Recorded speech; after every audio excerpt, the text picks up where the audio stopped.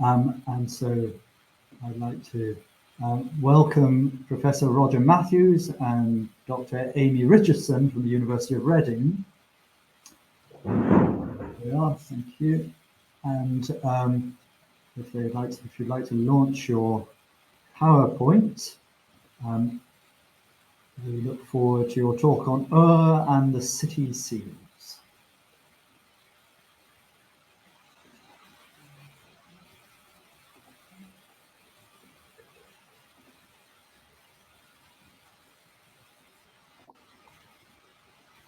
Hello everyone, we're joining you on a wet and windy evening in Best-Ansur in Sulaymaniyah province, and we'd like to begin by thanking the organisers of this extremely important event celebrating the great achievements which started 100 years ago at Ur.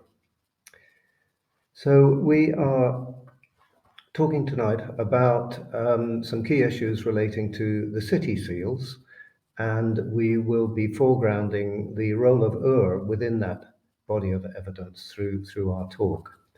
The sorts of issues we're going to talk through this evening will start with a discussion of what form the actual evidence takes, then think about when and where it actually appears. We'll then move on to think about approaches to that body of evidence, what sorts of integrated methodologies might we take. And finally, we'll conclude with some interpretations of what the city seal evidence actually means in social cultural terms. Much of what we're talking about, we published in an article a couple of years ago, actually the cover article of the World Archaeology volume devoted to proto-histories, but we'll also talk about some future directions that we're about to launch upon in the coming months.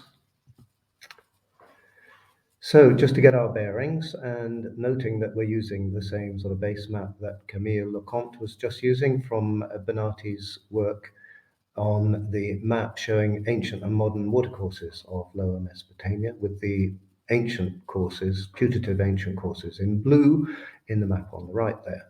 So that's very much our geographical focus. Our chronological focus is the so-called Jemdet Nasr or Uruk III period, variously dated 3,300, 3,100, still up for grabs really, that start point into in early Dynastic 1, which we've just been hearing all about from Camille. And as background to that, the role of Uruk as the dominant first city, as the subtitle of Mario Liverani's brilliant short book on Uruk has it, in South Iraq, with its complex of major public buildings in the Uruk IV period and the remodeling of those in the Uruk III period as major focal points of a fantastic early urban achievement. And here you see the archaic level 3 buildings constructed upon the cut down Uruk IV buildings.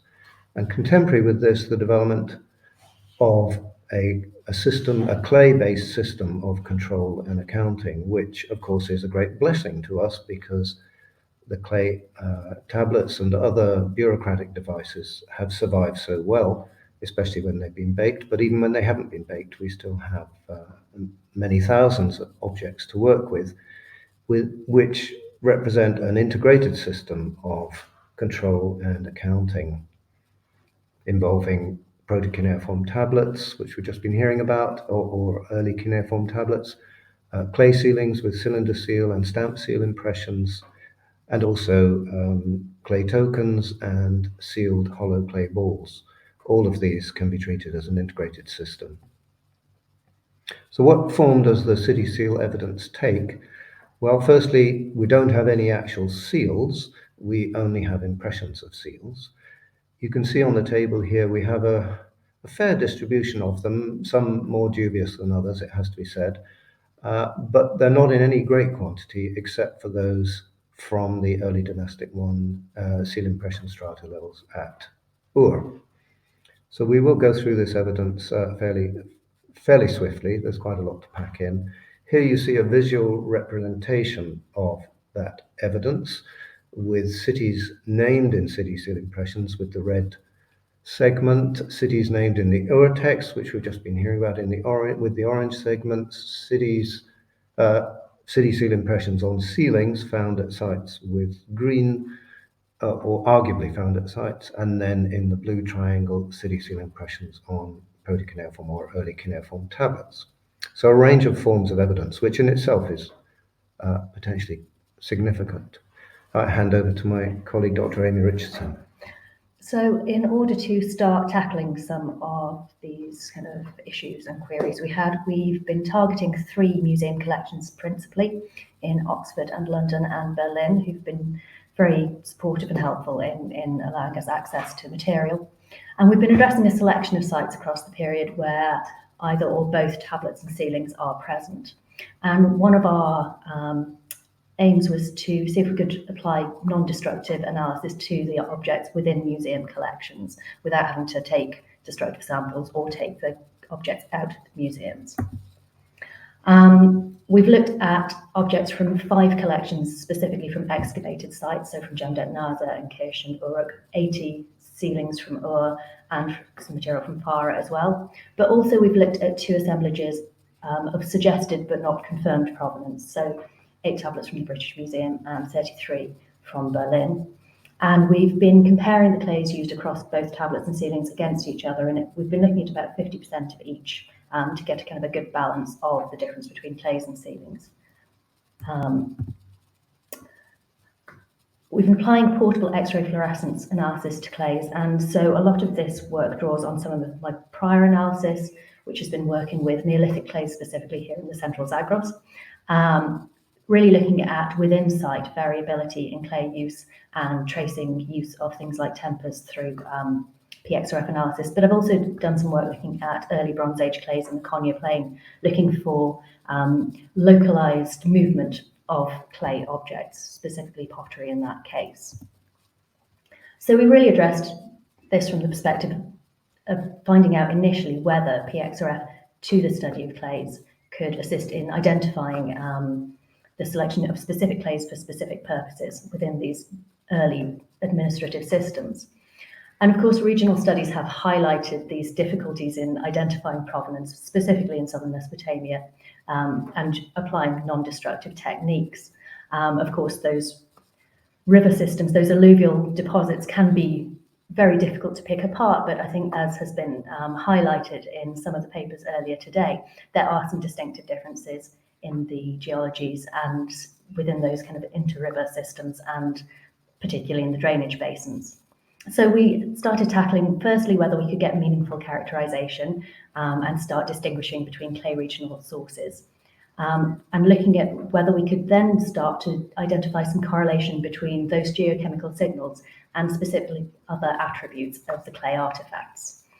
We've also been looking to see whether specifically clay impressed with city names and whether we could identify then connections between those and in different other objects in different museum collections, and speculatively seeing whether it might be possible to suggest some potential provenance for tablets in museum collections where provenance is as yet unconfirmed. So using an XL3T Niton analyzer, we targeted a suite of 15 elements and really having to exclude those elements which might be a result of some contamination of objects. So really trying to ensure that we've got some solid database to work from, and using 16 standard reference materials to ensure consistency and quality and verifiability of our data, and then applying multivariate discriminant analysis to start to identify our groupings. And of course, our analysis threw up those shared characteristics that we see through river systems, and in the chart on the left, you'll see just how much overlapping we can see within specific element variations. And in that example on the left, you can actually see just how much Jemdet Nasr and Ur can overlap depending on which elements you target. But as we start to put those 15 elements through multivariate analysis, we can really start to see the subtle variations between the minor and trace elements and how those can draw out our specific signals for each site. So on the right-hand side, in the lower portion of your screens, you'll see the results of that multivariate discriminant analysis. And you'll see in the blue triangles in the upper left quadrant, and Jemdet Nasr in the lower left quadrant. And you can see how those sites are really starting to pull out from one another. So we're starting to be able to identify the key criteria for each site and evaluate both between and within site variation. And with those results, we've then able to start merging them with some of the iconographic and functional analysis. And I'll hand back to you, Roger. Thanks, Amy. So 2 major episodes of city seal evidence. The first is Uruk III or Jemdet Nasr period, epitomized, of course, by the site of Jemdet Nasr itself and the excavations there in the 1920s, which recovered 244, I think it is, tablets from this large building. Sadly, we're not able to put those tablets back into individual rooms. All we've got is this plan of the building with the letter T for tablet inserted in various rooms. We don't know which particular tablets were found in which rooms, sadly. Although we can, to some extent, reconstruct potential archives on the basis of the content of the texts, as Bob England so richly demonstrated. So Jemdet Nasr, as you will all know, in the sort of upper reaches of the lower Mesopotamian alluvium, not far south of Baghdad. And significant for our purposes were the 13 tablets of those 244, bearing the so-called city seal, first published as a drawing by Briggs Buchanan, but identified as a list of city names, first by Maurice Lambert in a very short article in the 1960s. Now, these tablets list sexagesimally counted items such as dried fruits and grape products, and end with various sign arrangements. By the way, I'm showing the tablets, unlike Camille Leconte, and apologies to him and others, I'm showing them as they were originally inscribed and read by people of the time, rather than flipped through the 90 degrees convention in Assyriology, partly because, of course, we're interested in the orientation of the seal impressions as well as the writing itself. So these tablets in the 1990s, I redrew all of the seal impressions on them and didn't add a great deal, it has to be said, to Briggs Buchanan's original drawing, but published that in my book in 1993, frighteningly, almost 30 years ago now, with a list of putative names, helped hugely by Bob England and also building on Maurice Lambert's original suggestions. So with Amy's PXRF work, we're able to show significant clustering of the tablets with the city seal impression. These orange triangles all have the city seal impression. These are the ones in the Ashmolean Museum with that impression, as opposed to other tablets with or without seal impressions in the discriminant analysis here, showing a much wider scattering of clays, or at least of these critical elements within the clays. So we think probably just a single batch of clay being used here and sealed within a very short period by the city seal at Jemdet Nasr. Now, the story then gets quite intriguing when we bring Tel Uqair in. Tel Uqair, located only some 22 kilometers northwest of Jemdet Nasr, excavated in the 1940s by Mohammed Ali Mustafa, Seton Lloyd, and Fuad Safar. And in 1903, the Vorderasiatisches Museum in Berlin acquired, or the Berlin Pergamon Museum as it then was, acquired 36 tablets in Baghdad with no known provenance. When Falkenstein published these in the 1930s, by which time Jemdet Nasr had been excavated, he suggested these tablets might have been illicitly excavated at Jemdet Nasr. However, there were some signs that they may have come from somewhere else. I think first picked up by Margaret Green, and in particular this sign combination of Q602 Rad, which does not occur on the Jemdet Nasr tablets, but does occur on those tablets purchased in 1903. Now that combination also occurs on the city seal impression itself from Jemdet Nasr, so that's quite an intriguing connection. And Margaret Green suggested that these 3 signs could be read as Urim, and that indeed might be the ancient name of Tel Uqair. What we're looking at here are 2 tablets that were legally excavated at, or at least one of them, sorry, the bottom one, legally excavated at Uqair in the 1940s, one of only 4 tablets of this period excavated at Uqair. Then, which has also this Q602 Rud combination. What does the PXRF tell us? Well, it tells us that there's something quite different going on. So in the left here, these orange diamonds are the Falkenstein published tablets in Berlin, and the one with the blue, in the pale blue there at the bottom, is the one with the city seal impression. Whereas on the right-hand side of the discriminant analysis scatter, we've got all the Jemdet Nasr tablets and the Ashmolean Museum city sealed ones are black dots there. So really significant variation in the clays there, supporting an argument that all of those Berlin texts purchased in 1903 do not come from Jemdet Nasr, come from somewhere else. That may be Uqair, and I think the arguments are really quite strong for it being Uqair. This is really very unusual and indeed unique, as far as I'm aware, in the Uruk 4-3 period to have evidence for a seal being used in 2 different places. In fact, it's very rare through the whole of Mesopotamian seal use. So let's move southwards to Uruk, where there's very little to go on. In 1993, I published a drawing on the left here, just based on photographs of the single convincing city seal impressed ceiling from Uruk. Being able to handle the object itself a couple of years ago in Berlin enabled me to add an almost certain reading of Ur, a ligature of Uri 3 Ab here, to the sequence, which makes a lot of sense because that then fits it in very nicely with the Jemdet Nasr seal impression. It's not quite an exact match to it, as you see here. So we've got the Jemdet Nasr seal impression on the left, the Uruk sealing on the right, and then the Uruk city list, which we have attested in Uruk 3 texts, and also supported by later texts from ED3 onwards, which also gives a very similar sequence of city names. So something quite intriguing going on here across these different forms of evidence.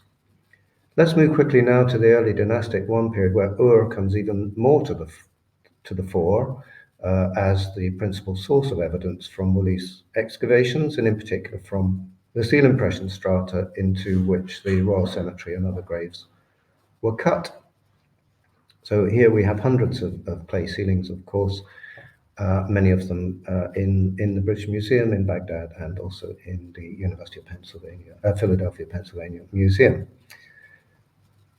Now looking at the names of cities attested in the most easily legible of those ceilings, we see that Ur itself is dominant. Lhasa are also extremely commonly attested, and a range of other signs of varying degrees of obscurity, I think it's fair to say, in which cities are being mentioned. Flipping all the ceilings over and looking at the reverse side, we see that the dominant type are door ceilings, so most of them are to do with commodities or with rooms that are sealed with something inside those rooms, clearly, that is being controlled in some way, received and distributed in some way, but also significant numbers of container ceilings.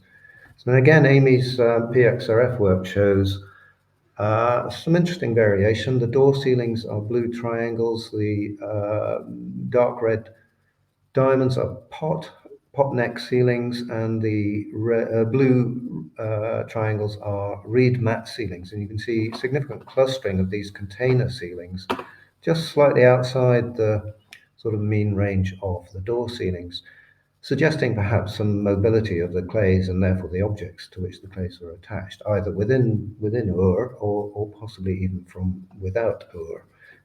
Much more work to be done on this. Now, a recent sort of spanner in the works, as it were, but also connecting quite nicely with what Julian Reed was talking about earlier with that stone weight, that stone giraffe-style handbag weight from Ur, although obviously that's a little bit later. At Konar Sandal South, in the Iranian excavations there by Yusuf Majid-Zadeh, Holly Pittman published this drawing of what she's identified, I think correctly, as a city seal impression from Konar Sandal South. And our interpretation, also our reading of this, is a possibly kind of local variant of a ligature of Uri 3 Ab. It's getting there. It's not quite there, and I think there's degrees of uncertainty here in all of these readings. So summarizing the evidence then, in this form, we've got the ancient city name in the left column, the archaeological site name, the source of the evidence for that city, and the number of citations in brackets. So you can see that Ur kind of tops the chart, as it were, in that it is firstly the most commonly attested city in all of the city seal evidence, but it's also distributed across the widest range of evidence, including city seal impressions on tablets and on ceilings themselves.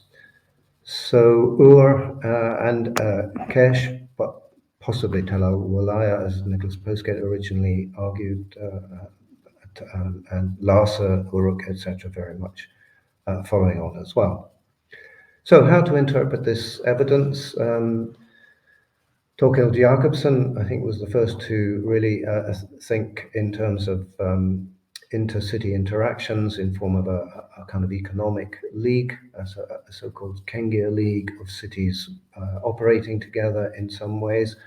Others, led by Zarzinska and then Piotr Steinkeller in more recent years, and I think getting along the right lines to involve the religious element or cultic element here in terms of offerings, as Steinkeller argued, to Inanna at Uruk, in particular looking at the Jemdet Nasr Uruk 3 evidence, envisioning a traveling official, a cultic official as it were, collecting offerings for Inanna and leaving behind these sealed receipts in the form of proto-cuneiform tablets, as at Jemdet Nasr. So the interpretation that Amy and I developed building on that was that what might be going on here was actually cultic journeys by gods on boats, which are depicted on seal impressions, including this one at the bottom from Tel Uqair itself, with a seated deity inside a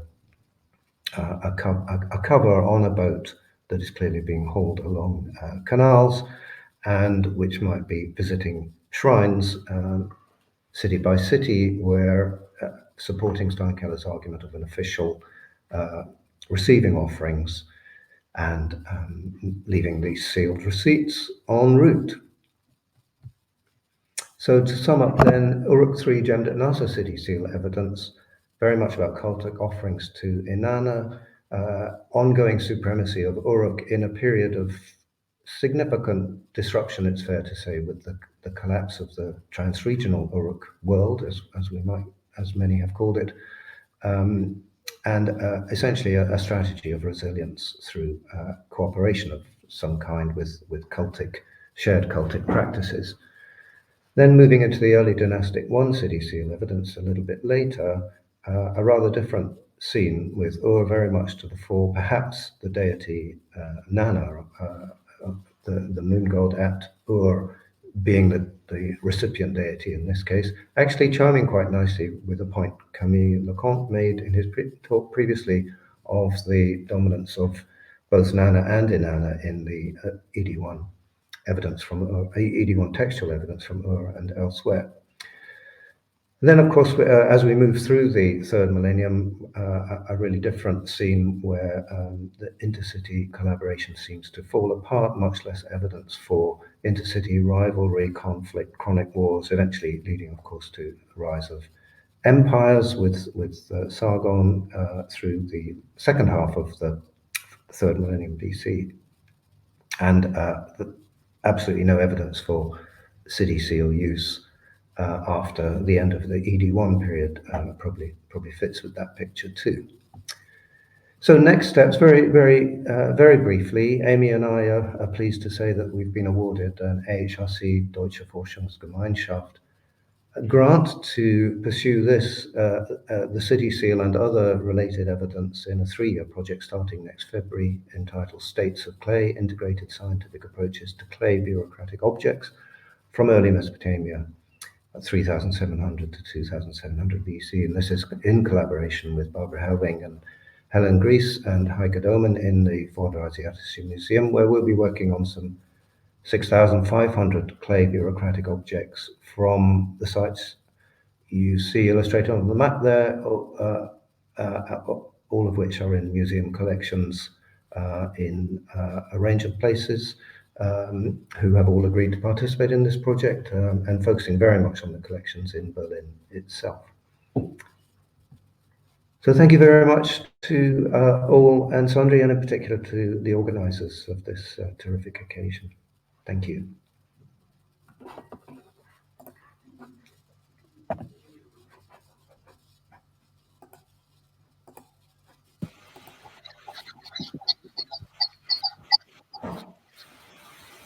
Roger, Amy, thank you very much indeed for that terrific talk, and really many congratulations on your new funding and new project, which I hope we'll all be able to help make happen.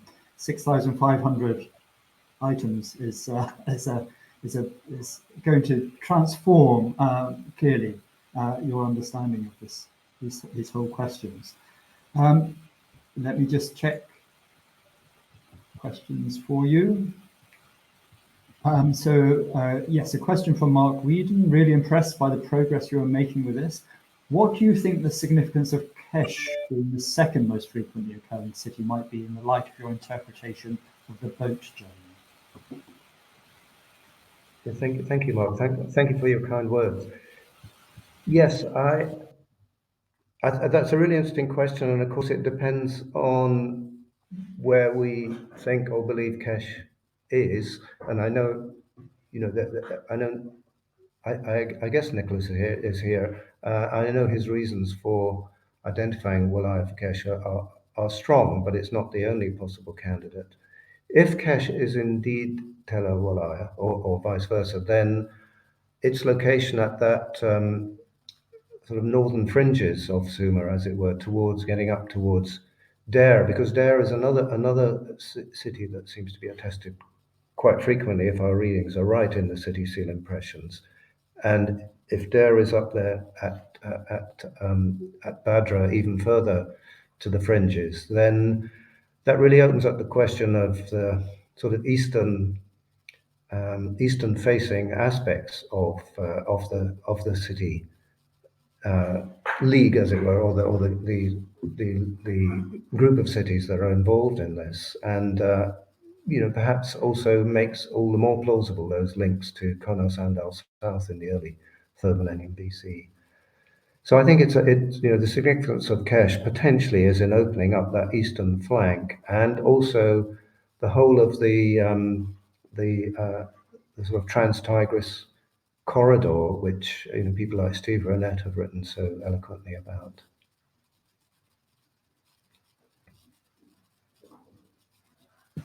Yeah, thank you. And Dr. Lecomte has come back based on what he's seen. So perhaps we could put his question up, since it's quite detailed. Let's see. We're able to see that. Yes, that is possible, and indeed, it is very transitional. Actually, I feel that particular ceiling, or the impression on that ceiling between Uruk 3 and ED 1, not only because of the writing of Nippur, but also because of the use of the boxes around the individual entries on the ceiling. Lhasa and Nippur are in the same box for reasons I don't know. I mean, I'd be interested to hear any thoughts on that. But the other cities are in separate little boxes, which we don't get on the Jemdet Nasr, the city seal impression from Jemdet Nasr itself. So there is something slightly different happening there. I did spot the other day, actually, looking through the publication of the I forgot what it's called. Here in the Millennium Museum, they have some, because they have collections that have been distributed from Baghdad, they have some of those beads with the spiral grooves in, but in very fine alabaster. And they are from the archaic collection at Uruk, I've forgotten what it's called in German, the something Samol. Anyway, and looking at that in the publication, There is another ceiling which I think probably has a city seal impression on it, and looking forward to getting my hands on that in Berlin and really having a good look at it and seeing what that is. But I think that whole issue of what is Uruk 3 and what is ED1, Uruk 3 or ED1 is indeed quite open, especially at Uruk itself. There's also that publication of the ED1 seal impressions from Uruk recently, which shows many points of comparison, as the author points out, with seal impressions from Jemdet Nasr, which are almost certainly ED1 in date as well.